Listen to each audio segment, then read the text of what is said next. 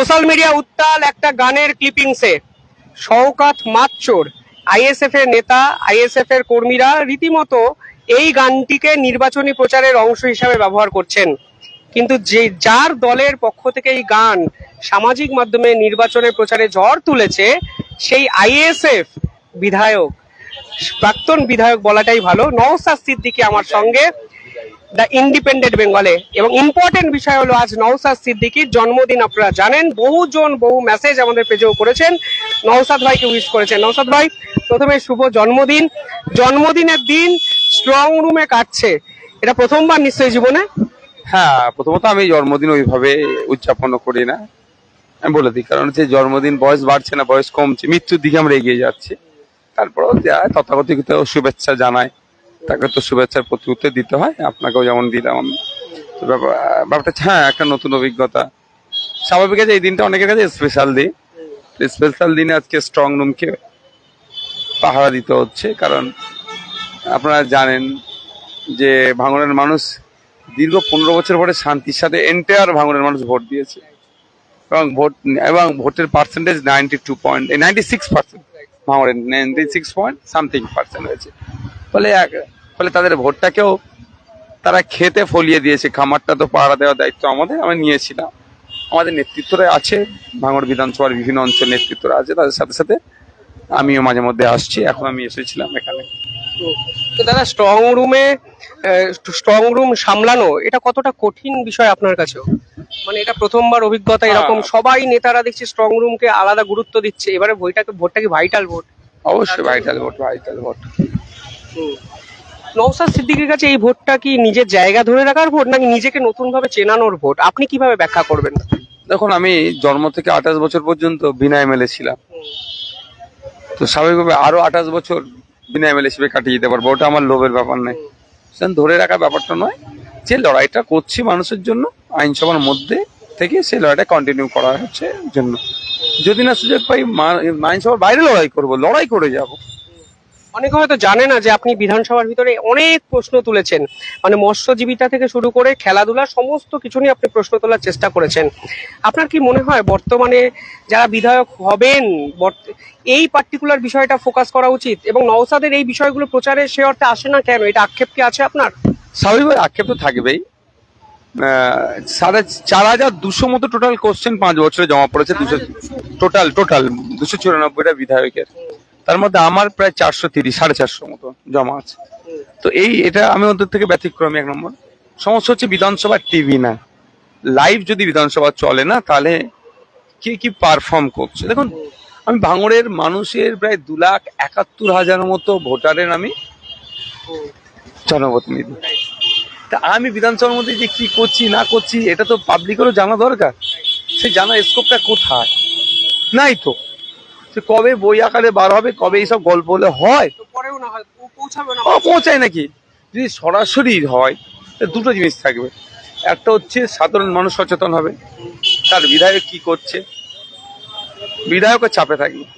আর সাথে সাথে যারা কম্পিটিশন করতে চায়, নওশাদ সিদ্দিকী, আমি কম্পিটিশনে বিশ্বাসী। তাহলে ও এত ভালো একটা তথ্যভিত্তিক কথা বলেছে, কালকে আমি নতুন কিছু তথ্যভিত্তিক কথা বলবো।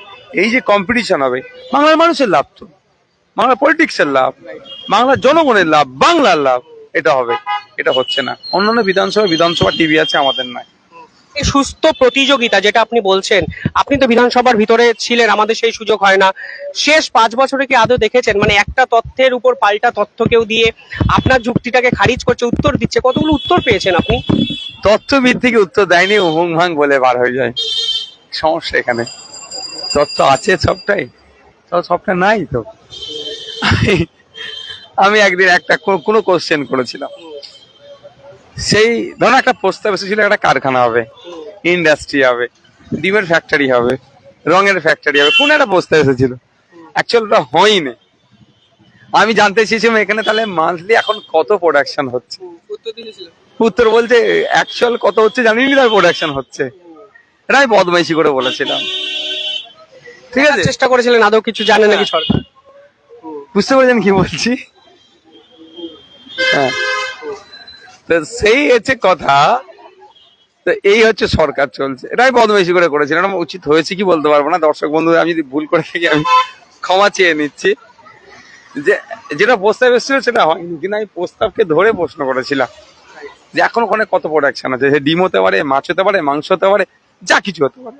উনি একটা বলে এত হচ্ছে, কিন্তু ওটা অ্যাকচুয়ালি ওটা বন্ধ হয়েছে, হয়নি ওটা প্রোগ্রাম। এই হচ্ছে চলছে।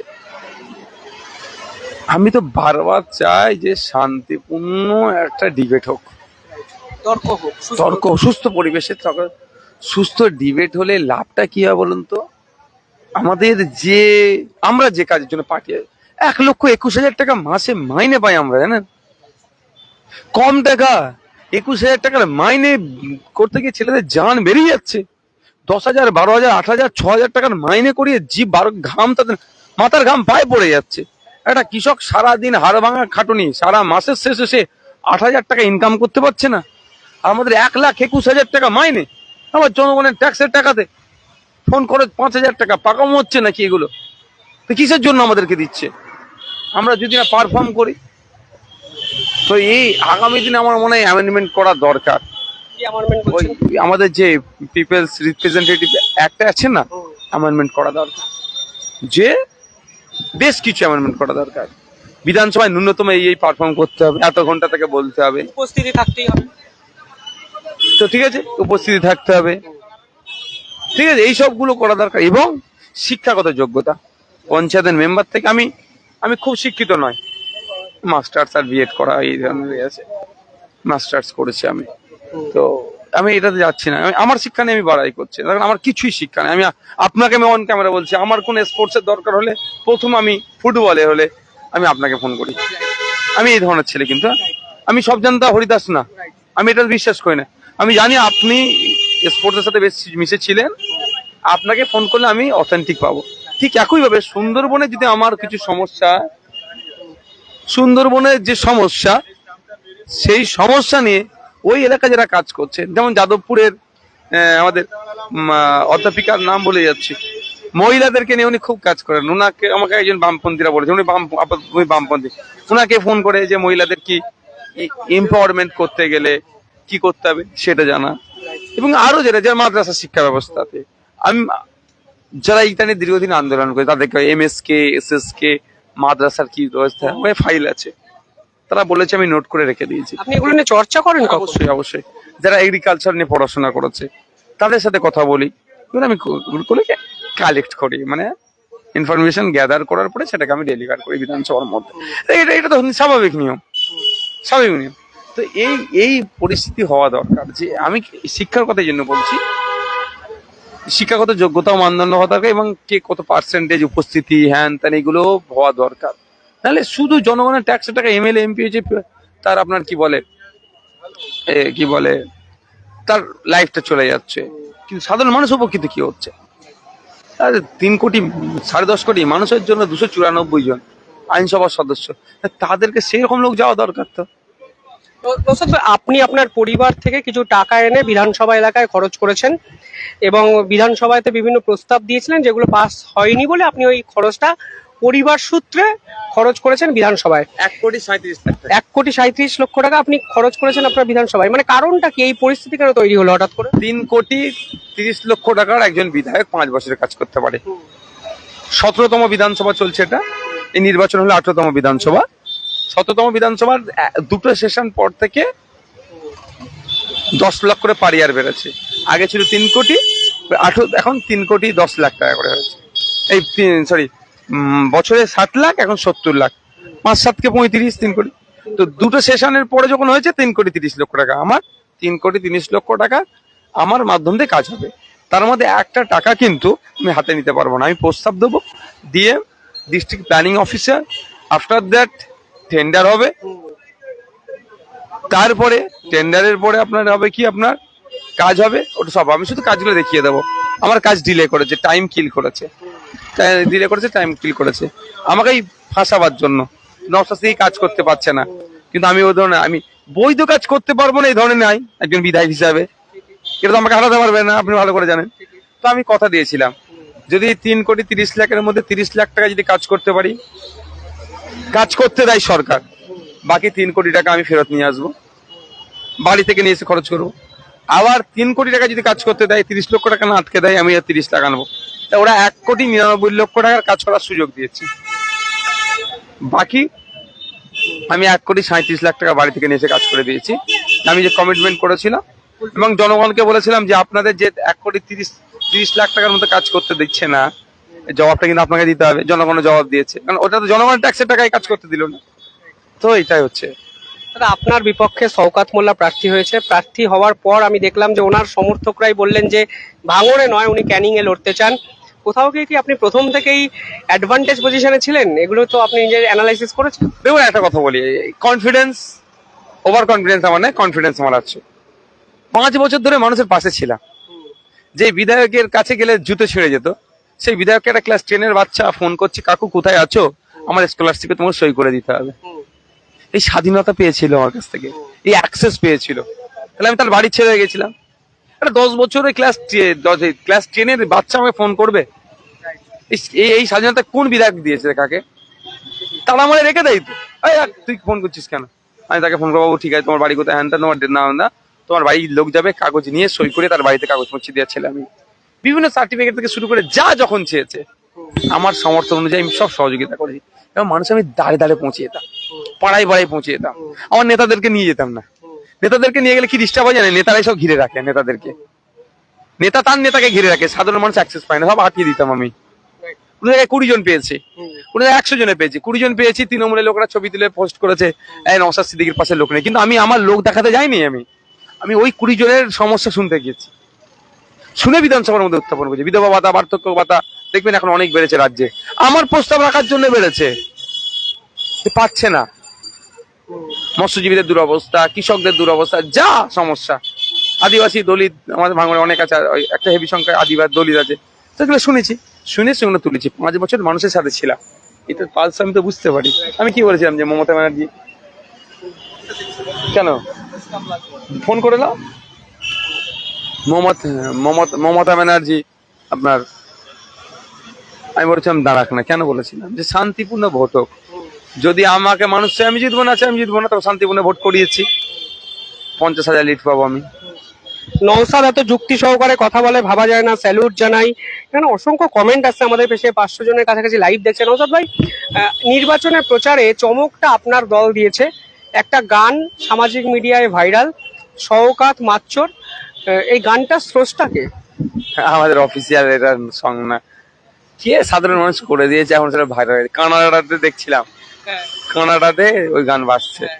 কানাডা না, গোটা বিশ্বের সমস্ত মানুষ দলমত নির্বিশেষে এই গানটা নিয়ে লোকেরাও শুনছে, ওরা করছে, মারাত্মক একটা আসছে, ইমপ্যাক্ট ক্রিয়েট হয়েছে। হ্যাঁ। আমি আজকে বিজেপির এক নেত্রী এবং এক নেতা দেখলাম যারা এই গানটার ভাইবস নিয়ে কথা বলছে। আপনার ভালো লেগেছে গানটা? মানে মজা পেয়েছেন তো? এটা তো বাস্তব। দেখুন, একটা কথা বলি, আমি কোনোদিন বিলোদা বেল্ট অ্যাটাক করিনি। সাহেব এর সাথে আমাকে গুলোবেন না, আমি অনুরোধ করছি। অনেকে শুনছে, আমার নিউজ ফিল্ডে এসেই যাচ্ছে, এত পোস্ট করছে মানুষজন। এই আমি একটা কথা বলছি, এই গানের সাথে আমাদের পার্টির কোনো অফিসিয়াল কানেকশন নাই। আপনি কি বিশ্বাস করেন শওকত মাচ্চর? এটা কি বিশ্বাস করেন? মানে শওকতের কর্মকাণ্ড নিয়ে আপনার কি মত? শওকত মোল্লা মাসচোর নয়, ছোট ওনাকে ডিগ্রি দেওয়া হচ্ছে। চুরি কি বলতে পারবো না, সরি নয় বলতে পারছি না, আমি বলতে পারছি না। শওকত মোল্লা একজন খুনি, শওকত মোল্লা একজন সমাজ বিরোধী, শওকত মোল্লা একজন বোমবাদা নেতা। খুনি কেন বলছি? আইএসএফের নেতাদের খুন করেছে, রাজ্জাক্কা তৃণমূলের নেতাকে খুন করেছে শওকত মোল্লারা। শওকত বলেছেন হাইকোর্টে যাবে এই গান নিয়ে। আপনাকে লড়তে হবে, আপনি আবার হাইকোর্ট, আবার আমাদের 17খানা মামলা হয়েছে। 1 নম্বর কথা, এই হাইকোর্টে যাওয়ার ব্যাপারে অরিত্র যে আছেন না, বণিক, অরিত্র দত্ত বণিক, হ্যাঁ অরিত্র দত্ত বণিক, একটা পোস্ট আমাকে আমাদের ছেলেরা দেখাচ্ছিল, ভাইজান দেখেন, ওর খুব ভালো বলে, আমার ভালো লাগে। আমি মাঝে মধ্যে যখন ফিল্ডে আসে শুনি, নিউজ ফিডে আসে যখন, তো ওর পোস্ট করেছে এই মর্মে, যদি হাইকোর্টে যায় তাহলে হাইকোর্টে যদি জজ শুনতে চায় তাহলে হাইকোর্টেও তো এটা বেজে উঠবে, তাহলে সেটা হবে। যেখানে বাকি ছিল না সব কাজ, সেখানে বাকিটা জায়গা শুনিয়ে দেবে বাজিয়ে। আপনি কনফিডেন্ট ফের বিধায়ক হচ্ছেন ভাঙড়ে? 50,000 ভোটে লিড পাচ্ছে। 50,000 ভোটে লিড পাচ্ছেন। স্যার, শওকতের রাজনৈতিক কেরিয়ার তো প্রশ্নচিহ্নের মুখে উঠে পড়ে যাবে, কারণ 5 বছরে লাগাতার আপনাকে আক্রমণ করেছে। প্রথমবার আমি দেখেছি যে আপনি ওর বিপক্ষে অ্যাডভান্টেজ পজিশনে কিছু ক্ষেত্রে আছেন বলে মনে হচ্ছে। 21-এ টাফ ছিল, এখন টাফ না। এখন ব্যাপারটা বুঝে গেছেন। স্বাগত, আপনি যাদের ক্যান্ডিডেট দাঁড় করিয়েছেন, এটা আমি আপনাকে বলছি অন ক্যামেরা, এই ভারসাম্য, এটা এই পরিকল্পনাটা কে করেছে? আপনার পরিকল্পনা? মানে মীনাক্ষাই ক্যান্ডিডেট করেছেন, প্রতীক মণ্ডল আইএসএল এর রেফারি, আমার মনে হয় আমি এটা খুব ভালো করে বিষয়টা জানি, প্রাঞ্জলের পর খুব ভালো দক্ষ রেফারি প্রতীক মণ্ডল। এইরকম একাধিক জায়গায় মধ্যমগ্রামে এসএফআই এর প্রাক্তন নেত্রী এক তরুণীকে আপনি ক্যান্ডিডেট করেছেন। এই যে বিভিন্ন জায়গা থেকে বিভিন্ন মানুষকে খুঁজে বের করা, এরা কি আপনার কাছে হেঁটে এসে আসে, না আপনি এদের কাছে যান? আপনি পান কোথা থেকে? বোথ সাইড, কেউ হেঁটে আসে, কেউ যেতে হয়, সবটাই আসবে এই আশা করাটা উচিত নয়, যেতে হয় মানুষের কাছে। আর এই ধরনের মানুষজন রাজনীতিতে আসলে স্বচ্ছতা বাড়বে। বামেদের রেজাল্ট নিয়ে আপনার কি মত, এবং আপনারা একসঙ্গে জোটে এবছর কেমন ফলাফল এক্সপেক্ট করছেন? আমি জোর গলায় বলছি, বাম আইএসএফ এর এই জোটের শক্তি এবারে ব্যাপকভাবে বৃদ্ধি পাবে। আপনি কনফিডেন্ট বিধানসভায় আপনার সঙ্গে আরো একজন বাম, একাধিক বাম আইএসএফ এর যাবে? আপনি কনফিডেন্ট? যাক, অনেকে শুভ জন্মদিন উইশ করছেন, শেষে তাদেরকে কি বলবেন? ধন্যবাদ জানাই, দু আশীর্বাদ করবে যেন ভালো থাকতে পারি। আমি দুটো জিনিস কোনোদিন করব না, সেটা একটা হচ্ছে ক্ষমতার শীর্ষে যাওয়ার জন্য ধর্মীয় বিভাজন, আমার দ্বারাই হবে না। আমি ধার্মিক পরিবার, আমার ধর্ম আমাকে শিক্ষা দিয়েছে নিজের ধর্ম মানে অপরকে রেসপেক্ট করো, সে জায়গাতে আমি আছি, সুতরাং আমি দ্বারা আমার হবে না, এটা করব না। দ্বিতীয় কথা হচ্ছে আমি দুর্নীতি করব না। এই দুটোর উপরে যাতে আমি দৃঢ়তার সাথে থাকতে পারি, এই জন্য আমাকে দু আশীর্বাদ করবে। অসংখ্য ধন্যবাদ নওশাদ ভাই, জন্মদিনে সময় দিয়েছেন। চোখ ক্যামেরার দিকে কম ছিল, স্ট্রং রুমে কে ঢুকছে তার দিকে বেশি চোখ ছিল। এটাই হয়তো রাজনীতিবিদদের আসল চরিত্র, যে রাজনীতিবিদ হয়ে উঠেছে নওশাদ সিদ্দিকী। কিভাবে দেখছেন কমেন্টে জানাবেন।